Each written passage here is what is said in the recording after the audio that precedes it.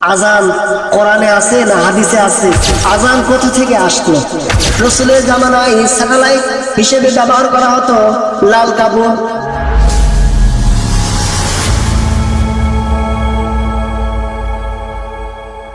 আমরা যে 5 ওয়াক্ত নামাজে আজান দিই, আজান কোরআনে আছে না হাদিসে আছে? এই বিষয়ে আমাদের একটু আলোকপাত করতে হবে। এই বিষয়ে আমরা একটু আলোচনা করতে চাই। প্রিয় ভাইরা, কোরআন হাদিসে আছে কিনা এই বিষয়টা আমাদের জানার দরকার। আজান কোথা থেকে আসলো?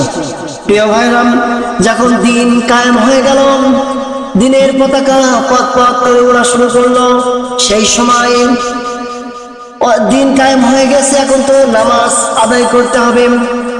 নামাজ আদায় করতে হলে নামাজের জন্য একটা বিষয় নিয়ে ডাকতে হবে, যে কোনো ইশারা ইঙ্গিত দিয়ে নামাজের জন্য তো মানুষকে ডাকতে হবে, তা জীবনের জন্য। তখন সাহাবীরা রাসূলুল্লাহ সাল্লাল্লাহু আলাইহি ওয়াসাল্লামের কাছে আরজ করলেন, ইয়া রাসূলুল্লাহ, ইয়া হাবিবাল্লাহ, আমাদের তো নামাজের সময় হয়ে গেল, আমরা কিভাবে মানুষকে নামাজের দিকে আহ্বান করব, মসজিদের দিকে ডাকবো? রাসূলুল্লাহ সাল্লাল্লাহু আলাইহি ওয়াসাল্লাম সাহাবীদেরকে নিয়ে বসলেন। বসার পরে সাহাবীরা বিভিন্ন রকম মতামত দিচ্ছেন, বিভিন্ন রকম সাইড থেকে তারা রাসূলকে বলছেন, এটা করেন ওটা করেন। প্রিয় বন্ধুগণ, রাসূল বলছেন এটা হবে না, এটা হবে না। প্রিয় ভাইরা, উল্লেখযোগ্য সাহাবীরা, বড় বড় সাহাবীরা, হযরতে আলী, হযরতে আবু বকর, হযরতে ওমর রিদওয়ানুল্লাহি তাআলা আলাইহিম আজমাইন, এরকম বড় বড় সাহাবীরা একসাথে বসে তারা মশওয়ারা করছেন যে এটা করেন হুজুর, এটা করেন। রাসূল বললেন এটা হবে না, এটা হবে না। তখন উল্লেখযোগ্য সাহাবীরা 4টি প্রশ্ন রাসূলুল্লাহ সাল্লাল্লাহু আলাইহি ওয়াসাল্লাম এর কাছে বললেন, 4টি বিষয়। নাম্বার 1, যে আমরা আমাদের মসজিদের সামনে কিছু খড়ি নিয়ে আসে, আমরা আগুন ধরাই। আগুন ধরানোর ফলে যখন ধুমো উঠবে আকাশের দিকে, মানুষ মনে করবে নামাজের টাইম হয়ে গেছে, সেই সময় মানুষ নামাজের দিকে আসবে। প্রথম নম্বরে আগুনের বিষয় তোলা হলো। সাহাবীরা, রাসূল বলছেন না, এটা হবে না। প্রিয় ভাইরা, 1 নম্বরে সাহাবীরা বললেন যে হুজুর, আগুন ধরালে ধুমো উঠবে আকাশের দিকে, তা মানুষ মনে করবে নামাজের টাইম হয়ে গেছে। রাসূল বললেন এটাও হবে না। 2 নম্বরে সাহাবীরা উল্লেখ করলেন যে হুজুর, তাহলে আমরা ঢোল তবলা পিটানো শুরু করি। ঢোল তবলা পিটালে যে আওয়াজটা হবে, এই সেখন কিন্তু ঢোল তবলা জায়েজ ছিল সেই জামানায়, সেখন হারাম, নিষিদ্ধ হয় নাই। প্রিয় ভাইরা, তখন ঢোল তবলা পিটানোর কথা বললেন, রাসূল বললেন এটাও হবে না। 2 নম্বর পয়েন্টে ঢোল তবলা, এটাও হবে না। প্রিয় বন্ধুগণ, রাসূলের সাহাবীরা বললেন, ইয়া রাসূলুল্লাহ, ইয়া হাবিবাল্লাহ, তাহলে আমরা আমাদের পতাকা উড়াই। যে পতাকা আছে এই পতাকা আমরা উড়াবো, যে লাল কাপড়। রাসূলের জামানায় স্যাটেলাইট হিসেবে ব্যবহার করা হতো লাল কাপড়। কেউ যদি পাহাড়ে উঠে যদি লাল কাপড়টা টাঙায় যদি উড়াতো, মানুষ মনে করতো সে কোনো বিভাগে পড়েছে, এই বিষয়। তখন রাসূল বললেন এটাও হবে না। তারপরে বললেন তাহলে আমরা সিন্ধুক, যে হিন্দুরা দেখবেন সিন্ধুকি ফু দেয়, যে একটা বিকট একটা আওয়াজ হয়, তখন রাসূল বললেন এটাও হবে না। 4টা অপশন রাসূল বললেন না। এই 4টা অপশন হওয়ার পরে সাহাবীরা সকলেই বাড়ি চলে গেলেন। যাওয়ার পরে হঠাৎ রাত্রে ঘুমের মাঝে এই আজান কোথা থেকে আসলো?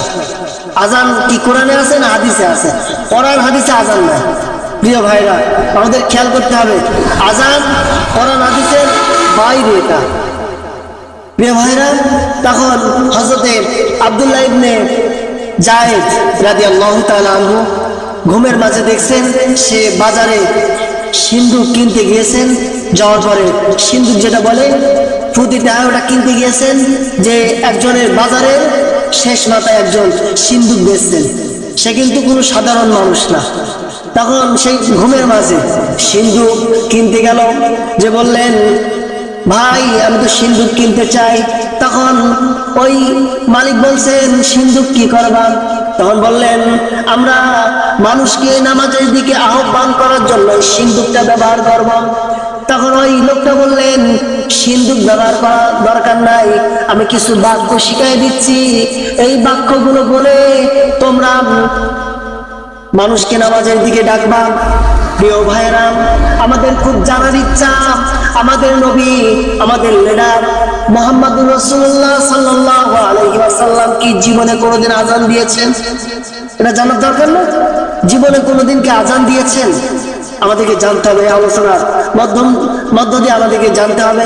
তখন আব্দুল্লাহ ইবনে যায়েদ রাদিয়াল্লাহু তাআলা আনহুকে ওই ফেরেশতা তাকে, ওই লোকটা, ওই মালিকটা তাকে কয়টা বাক্য শিখিয়ে দিলেন।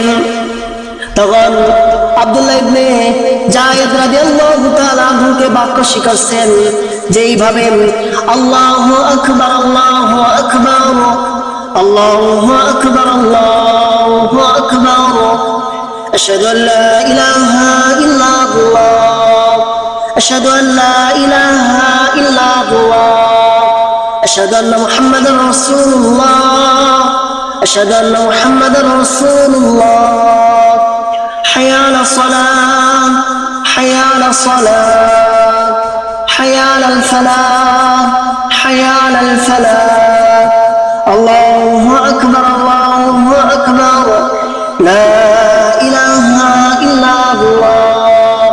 এই বাক্যগুলো হযরতে যায়েদ রাদিয়াল্লাহু তাআলা আনহুকে শিখিয়ে দিলেন।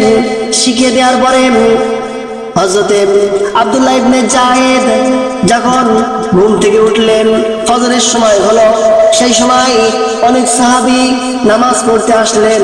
মসজিদে নববীতে নামাজ পড়তে আসার সময় নামাজ শেষ করার পরে আব্দুল্লাহ ইবনে যায়েদ রাদিয়াল্লাহু তাআলা আনহু তখন রাসূলের কাছে যে বলছেন, ইয়া রাসূলুল্লাহ, ইয়া হাবিবাল্লাহ, আমি স্বপ্নের মাঝে সিন্দুক কিনতে গিয়েছিলাম। কিনতে যাওয়ার পরে একজন লোক, বিক্রেতা একজন লোক আমাকে কিছু বাক্য শিখিয়ে দিয়েছেন। তখন হযরতে আব্দুল্লাহ ইবনে যায়েদ সেই বাক্যগুলো বললেন। বলার পরে সেই সময় বললেন, অনেক সাহাবী এই বাক্য বলার পরে অনেক সাহাবী বলছেন যে আমরাও ঠিক একই স্বপ্ন দেখেছি। হযরত ওমর, হযরত আলী, হযরত আবু বকর বলছেন, ইয়া রাসূলুল্লাহ, মানে প্রত্যেকটা সাহাবী স্বপ্নগুলো দেখেছেন।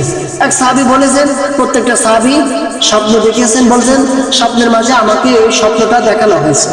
প্রিয় ভাইরা, তাহলে বুঝতে হবে। তখন তারপরে যায়েদকে বললেন, যায়েদ, তুমি এই বাক্যগুলো হযরতে বেলালকে শিখিয়ে দাও, হযরতে বেলালকে শিখিয়ে দাও। তখন হযরতে বেলালকে শিখিয়ে দেওয়া হলো। হযরতে বেলাল নিয়মিত আযান দেওয়া শুরু করলেন। এবারে আমাদের মূল প্রশ্ন যে আপনারা ভাবতে পারেন যে হযরতে বেলালের কথা বলে আমাদের মহানবী সাল্লাল্লাহু আলাইহি ওয়াসাল্লামের আযান দেওয়ার কথাগুলো এড়িয়ে চলে যাচ্ছেন। না প্রিয় ভাইরা, আপনাদেরকে জানাবো যে রাসূল আযান দিয়েছেন কিনা। রাসূল যদি আযান দিত তাহলে প্রত্যেকটা মুসল্লির জন্য, প্রত্যেকটা উম্মতের জন্য ওয়াজিব হয়ে যেত তার ডাকে সাড়া দেওয়া। এই জন্য রাসূল কোনোদিন আযান দেন নাই। রাসূল তাকে বাক্য শিখিয়ে দিয়েছেন হযরত বেলালকে সাহাবীদের মাধ্যমে। যদি রাসূল এটা ব্যবহার করতেন যে আযান দিতেন রাসূল, তাহলে কিন্তু আমাদের জন্য ওয়াজিব হয়ে যেত। প্রিয় ভাইয়েরা, প্রিয় এলাকাবাসী, আমাদেরকে শিক্ষা নিতে হবে। তাহলে আমরা যাতে জানলাম রাসূল আমাদের নবী কোনদিন আযান দেন নাই। প্রিয় বন্ধুগণ, তাহলে আমাদের চারটা পয়েন্ট ছিল যে প্রথম নম্বরে আগুন, দ্বিতীয় নম্বরে ঢোল তবলা, তৃতীয় নম্বরে পতাকা, চতুর্থ নম্বরে আমাদের সিন্ধু। এই যে এই চারটা তারা আল্লাহ রাসূলের কাছে পেশ করলেন। রাসূল বললেন এই চারটার একটাও হবে না। প্রিয় ভাইয়া, এই চারটার ভিতরে দেখেন স্বপ্নে আল্লাহ পাক তার রাসূল, তার ফেরেশতার মাধ্যম দিয়ে আব্দুল্লাহ ইবনে যায়েদ রাদিয়াল্লাহু তাআলা আনহুর মাধ্যমে আজকে আযান সারা পৃথিবীতে ছড়িয়ে দিয়েছেন।